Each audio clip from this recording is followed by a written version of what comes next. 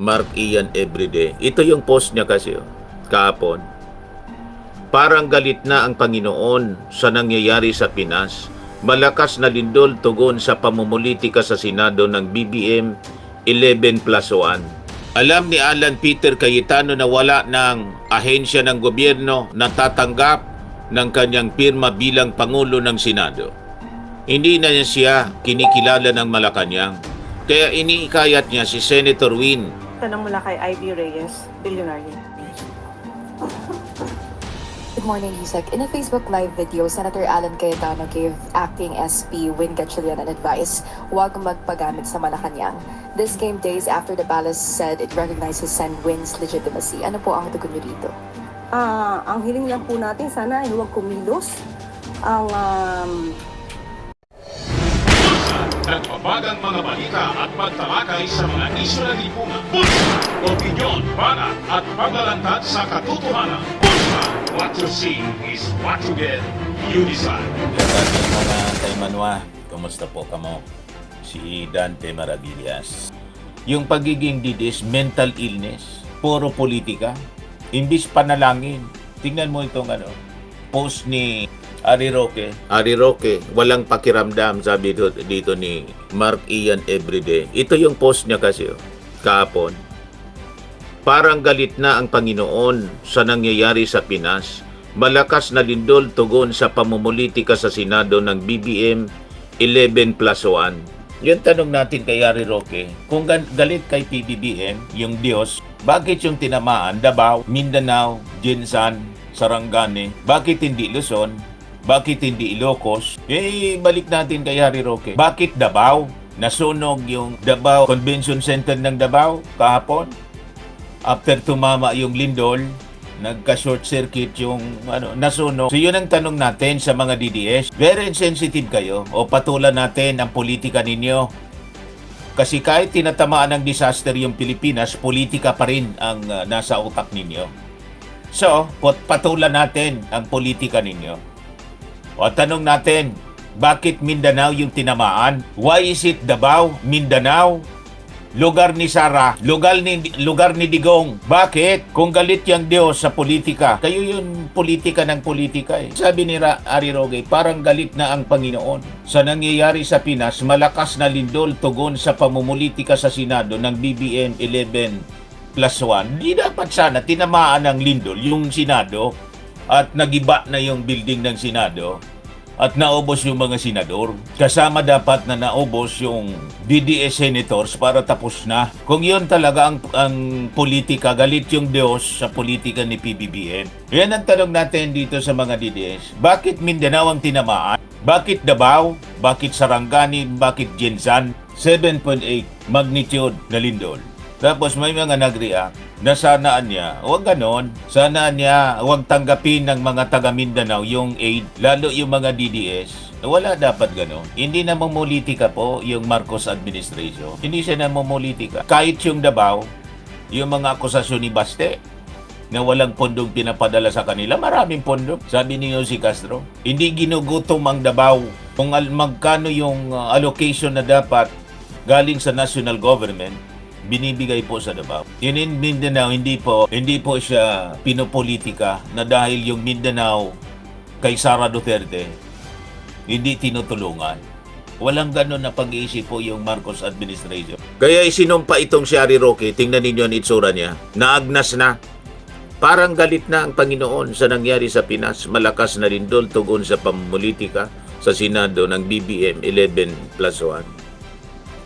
Kayo walang tigil sa politika eh. Yung mga aso ninyo sa Senado, walang tigil sa politika. Imbes na magtrabaho na lang. Lumipat na yung kaalyado ninyo, si Chis Escudero, 12 na, gusto pang makipaghati. Dalawa daw silang pipirma. Maauto ninyo. Kaya tama ito mga kababayan na naging reaction nitong si Cesar Rio Pascual. Nabasa ko itong post niya. Maganda to. Cesar Rio Pascual. Toso si Cayetano, sabi niya. Alam ni Alan Peter Cayetano na wala ng ahensya ng gobyerno na tatanggap ng kanyang pirma bilang Pangulo ng Senado. Hindi na siya kinikilala ng Malacanang. Kaya iniikayat niya si Senator Win Gatchalian na pumayag na dalawa silang pumirma sa mga dokumento at papeles ng Senado. Si Gatchalian lang ang pwedeng pumirma dahil siya ang kinikilala ng ehekutibo. Hindi pinanganak kahapon si Gatchalian para magpaloko kay Cayetano. Yun pala yung solusyon niya, sharing ng administrative function. Bakit makikipag-share sa kanya? 10 lang kayo, 12 yung majority, tapos makikipag-share siya yung uto-uto. Bobo ba si Win Gatchalian? Na dalawa kayong pipirma, so i-recognize kayo na Senate President. Saan ka nakakita? Dalawang presidente ng Senado. Di ba? Dalawang pipirma. Hindi ka na kinikilala. Walang kumikilala sa iyo. DDS lang ang kumikilala sa inyo. Si Sasot, si Ari Roque, Topacio, mga DDS vlogger. Yun lang naman kumikilala sa inyo. Report ng Inquirer. Kapit ng Mindanao po.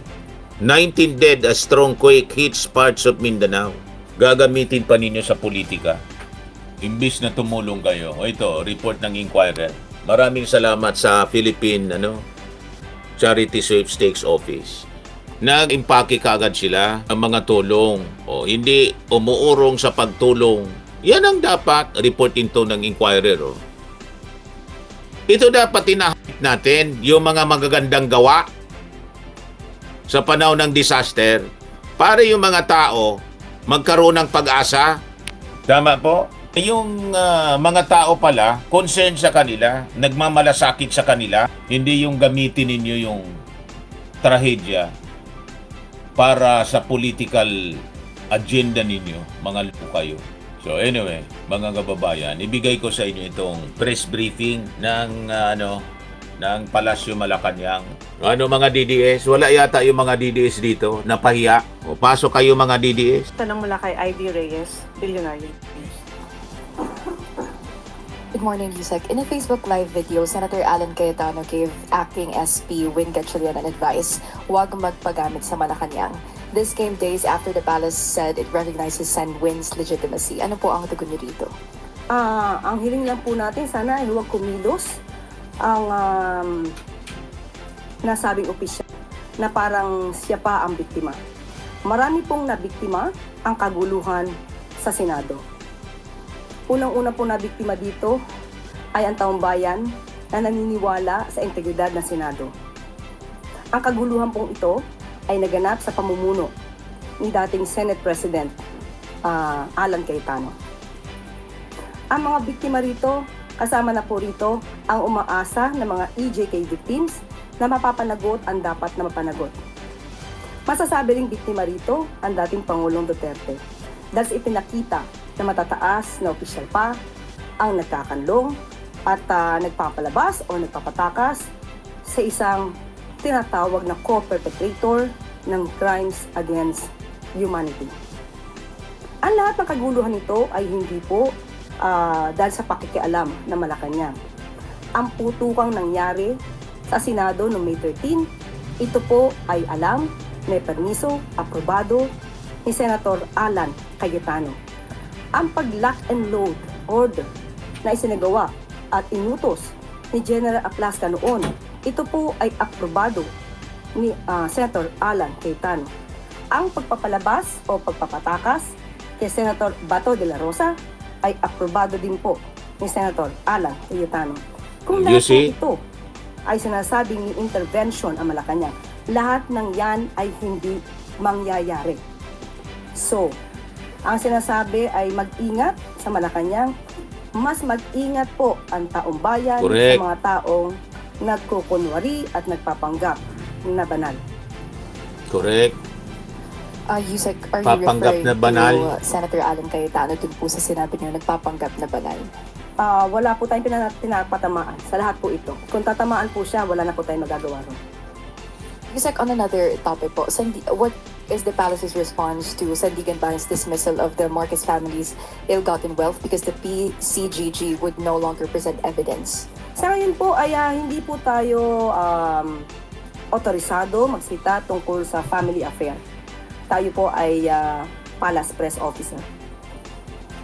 Sunod na tanong mula kay Marisol Lili, TV5. Good morning, Yusek. Yusek, did the President talk to the block of Senator Gatchalian, or at least to acting Senate President Gatchalian amid the Senate gridlock? Sa ngayon po, personal, wala po tayong personal na kaalaman at wala po sa ating ibinababang impormasyon patungkol po dyan. But does the President see the need to talk to Senator Gatchalian? Sa aking pagkakawari, dapat lamang po dahil siya na po kinikilala na acting Senate President. So, kailangan lamang po. What does the President want to tell the Senator, if ever?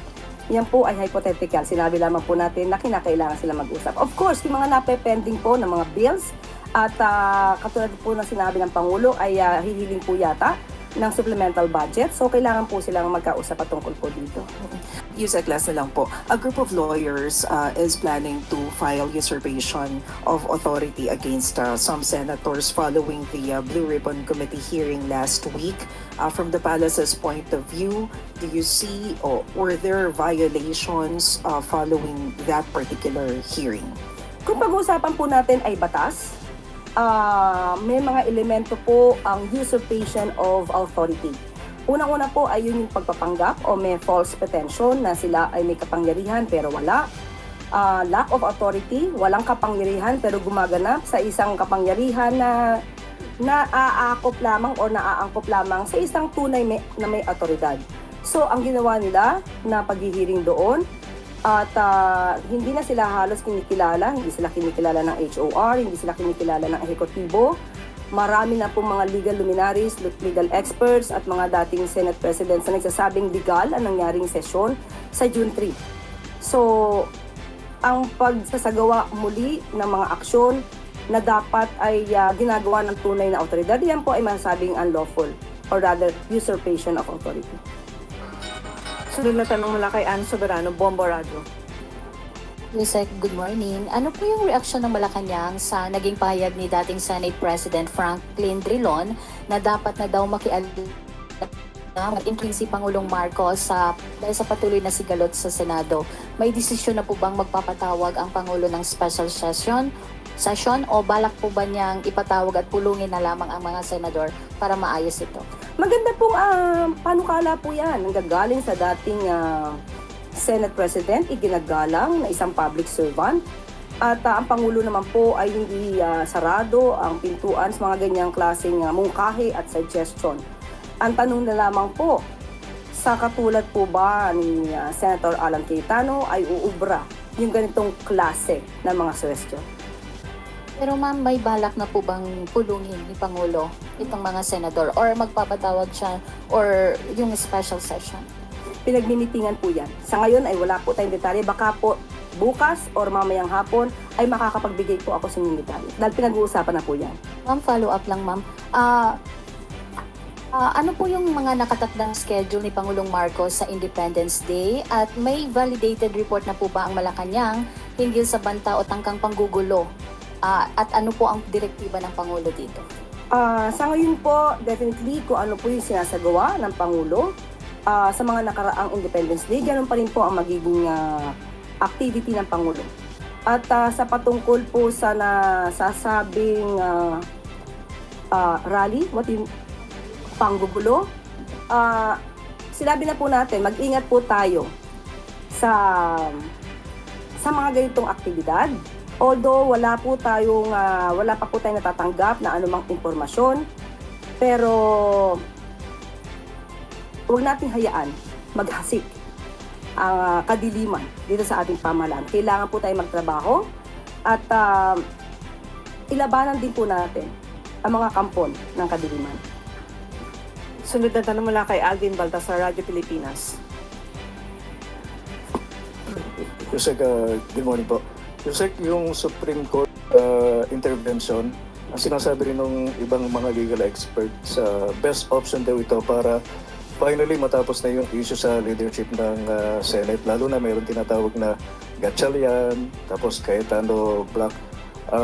Ano pong thoughts dito ng palasyo? Kinilala na ng ehekutibo kung sino ang tunay na liderato. Ito po, pangunguna po ni Senator Sherwin Gatchalian. Kung ito'y dadalhin sa korte para malaman ang ano dapat na resulta, nasa kanila po yan. Pero as far as we are concerned, as far as the palace is concerned, we are only recognizing the leadership of Senator Sherwin Gatchalian. Kung nakakausap niyo ang Department of Finance, yung mga economic team ng Pangulo, kumusta raw po yung investors' confidence amid this mga events na nagaganap sa Senate? Sa ngayon ay alam natin na naaapektuhan ng ekonomiya. Hindi lamang po ito, yung buong political tension, lahat ng political noise na ibinabato ng mga obstructionists, ng mga destabilizers. Ito po talaga ang gusto nilang mangyari. Gumulo ang bansa para maapektuhan ang ekonomiya. At pag naapektuhan ang ekonomiya, dahil sa kagagawa nila, ibabato na naman nila ito sa Pangulo. Sige, habol ko na lang. Kasi doon sa hearing sa Senate ngayon, dati natin tinatawag yung 18 ex-Marines na ex-18 Marines. Pero kanina doon sa pagkakabansag sa kanila, ang sinasabi ni Senator Rafi Tulfo, tinawag na 18 kargador. Ano pong reaction natin? Sino po rin tawag? Si Senator Rafi Tulfo. 18 kargador. Actually, 18 maleta boys, 18 basurero. Pwede po sila i-describe na ganon sa ating pananaw. Bakit basurero? Di ba mga basura ang kanilang sinasabing kinukuha at dinadala? So nakiusap lang naman po ang AFP na wag nang tawagin na sila ay ex-Marines dahil sila po ay wala na sa serbisyo. No, sila ay pumasok bilang bodyguards ni Zaldico. So ang request nga po ng AFP ay kung maaaring tawagin nila na 18 witnesses or 18 bodyguards. So pwede nga po silang i-describe na ganyan. Salamat. Question mula kay Christian Yusores, DZMN. Ay ma'am, related lang po doon sa lindol sa Mindanao. Are we expecting na bibisita po ang Pangulo sa Mindanao or magpapatawag po siya ng meeting with government officials para po maglatag ng update sa response? Sa ngayon po ay talaga pong pinatawag na po o inutusan na po lahat ang mga concerned agencies para sa mabilisang pagtatrabaho. Ang Pangulo po kasi kung kailan po nagkakaroon talaga ng ganyan na medyo magulo po ang sitwasyon, hindi po sumasabay ang Pangulo. Dahil kapag ka po ganyan, mas mabibigyan pa po siya ng atensyon. Hindi po na isang Pangulo na unahin. So ang dapat unahin dito ang mga kababayan natin, dapat focus ang trabaho ng mga agencies at ng mga kababayan natin at mga public servants natin sa mga tao na apektuhan po ng lindol. Sunod na tanong mula kay Ivy Reyes, Bilyonaryo. Ma'am, with no recognition from the House and the Executive, how does Malacanang see Senator Cayetano's proposal for an interim arrangement? Under this arrangement daw po, since both Cayetano and Gatchalian maintain their legitimate leadership of the Senate, dual signatory and joint certification system for official transactions daw po and documents habang wala pang declared na official Senate President. Muli, ang kinikilala ng ehekutibo ay si Senator Sherwin Gatchalian. Walang maidudulot sa ngayon ng ganitong klaseng arrangement. Baka mangyari na naman ang nangyari dati sa House of Representatives kung saan meron na silang term sharing agreement na hindi tinupad agad ni Senator Alan Cayetano. Again, uulitin natin, hanging si Senator Sherwin Gatchalian ang kinikilala nating liderato ngayon sa Senado. Sunod na tanong mula kay Samuel Madenilla, Business Mirror. Good afternoon, ma'am. Magpa-follow up lang po ako, ma'am, regarding po dun sa na-mention po nilang recognize na yung camp ni Sherwin Gatchalian na executive. May plan na po bang magkaroon ng LEDAC meeting? Dahil meron na sa mata po ng Malacanang, settled na yung issue ng leadership dispute sa Senate. Uunahin ko muna mag-report kay Sam ng special session. On another matter, ma'am, kung may naging instructions na po ba si President Marcos on how to address the proposal of the USTR to impose additional tariffs sa Pilipinas for its alleged forced labor cases? Alam natin, simula't simula pa lamang ang mga batas natin at ang pagpapatupad ng mga proseso laban sa forced labor Alam po natin yan at alam din natin, kamakailan lamang ay mayroong nahuli. Yung isang bar na kung saan kinukundina natin ang forced labor at ang human trafficking. So, ito po ang mensahe natin patungkol po dyan. Kinikilala ng tanggapan ng Pangulo ang proposal ng United States Trade Representatives, USTR, na magpataw ng dagdag na 12.5% na taripa sa ilang produkto ng Pilipinas.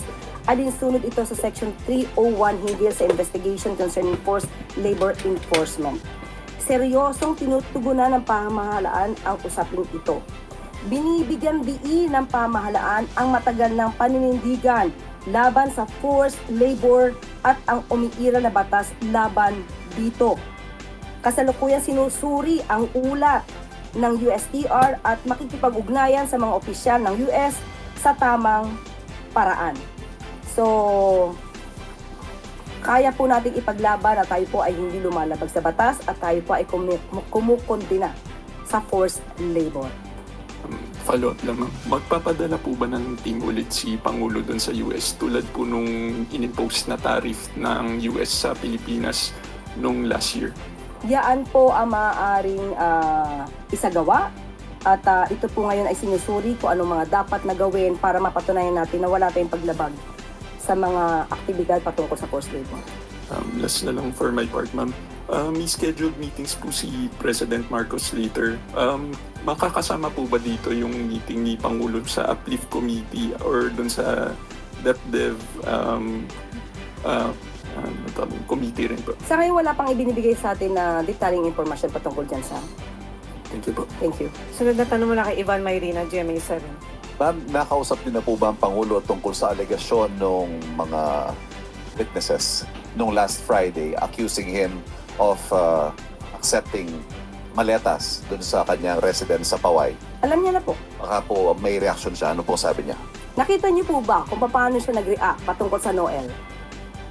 Ganon din po matatanggap yung reaction sa Pangulo dahil alam niya. Alam na nating lahat.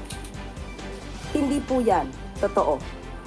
Pansinin niyo po kung paano nagkaroon ng paghihiring. Mukhang meron pa pong mga nag-coach. Kumbaga sa korte, bawal po yan. Coaching the witness. So lahat pong yan ay walang katotohanan at marami pong nailagay na pangalan na nagsasabing hindi sila involved at hindi ito nakikita at walang ebidensya na ipapakita. So tama pong sabihin na, again, eye roll lang po ang sagot. Umismid lang ang Pangulo. Yes. Kung ang tawag po dati, ex-Marines, ngayon po tinatawag ni Senator Tulfo na kargador, tawag niya naman po basero, ang Pangulo kaya may tawag dito sa mga witnesses? Walang ngingitian lang po yan. Dahil alam niya po, ang kasinungalingan ay dapat na hindi manaig dito sa ating bansa. Kailangan natin ang katotohanan. Thank you. Sunod na tanong mula kay Harley Balbuena, IBC. Ayusek, regarding pa rin po sa earthquake sa Mindanao, may mga naitala na pong damages sa ilang government offices. So aside from suspending the classes, will the President also consider suspending the work in the government dun po sa affected areas? Sa ngayon na hindi ko masasabi. Ayokong pangunahan po ang pag-uutos ng Pangulo. Pero i-update po natin. Of course, definitely nga nagmamonitor ang Pangulo dyan. Titingnan po natin at i-update po namin kayo sa iba pang mga utos ng Pangulo. Wala nang tanong mula sa Malacanang Press Corps. Dumako naman tayo sa regional media. Ang unang tanong mula sa Calabarzon from Sheila Florentino ng Okay na. Patron. Kaakibat ng bawat barangay magkikinabang program ang rice distribution na nagmumula sa national government. Ayos na yon. Pabibigyan ba lahat ng bayan at who are O diba, mga kababayan, ayos na yon. I-update ko kayo ng namatay. Umabot na sa 37 yung patay, mga kababayan, sa Lindol. Report ito ng News 5. 37 deaths, 456 injured. Tapos, 4 yung missing. Sa Sarangani, 18 yung namatay sa Sarangani province. 12 sa General Santos City, 4 sa Davao Region, 3 sa South Cotabato. Yan po ang update ng tumamang lindol sa Mindanao. Ngayon, ito yung report ng Senado magbibigay ng tulong ang Senado para sa mga biktima ng magnitude 7.8 na lindol. Report ito ng DCRH. Ngayon pala, sa Mindanao, ayon kay Acting Senate President Sherwin Gatchalian, nilinaw ni Gatchalian ang ipamamahaging tulong magmula sa pondo ng pambansang budget na siyang inaprubahan ng Senado. Galing ito sa mga tulong sa Senado, budget ng national government, lahat kasama rito, buong Senado, walang majority o minority. Ito ay para sa taong bayan. Yan ang leader po, di ba? Galing sa Senado, galing sa pondo na taong bayan. Walang dapat mag-claim nito.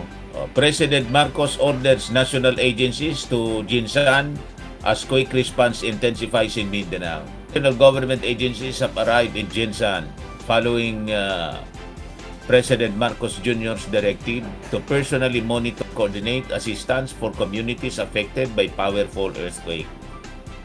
According to official updates and multiple reports, emergency response teams were deployed to support local officials in assessing damage, identifying urgent needs, and helping affected families. Agencies involved in disaster response, social welfare, health, and local coordination are now working on the ground to help ensure the relief safety on the ground.